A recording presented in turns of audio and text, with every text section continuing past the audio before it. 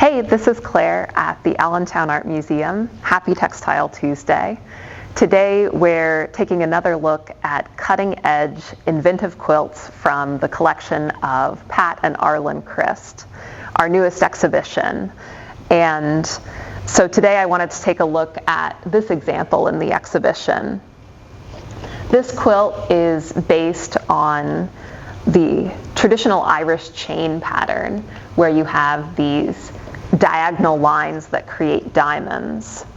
And so typically you might see it in a layout where you have a white background and then lines of red and green, or sometimes other colors, but this is the most classic palette.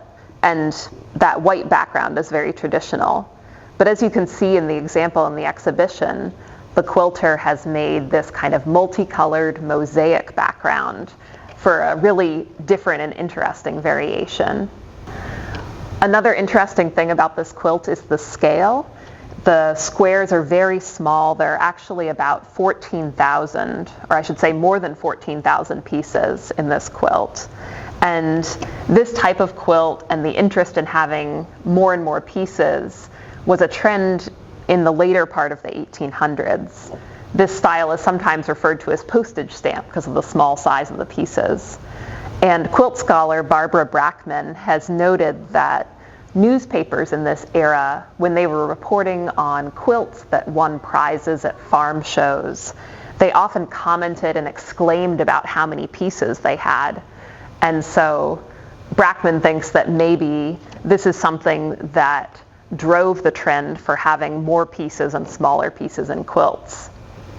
Another really cool thing about this quilt that I didn't see until we actually got it on the wall in the gallery is that it has sort of a secondary pattern of squares.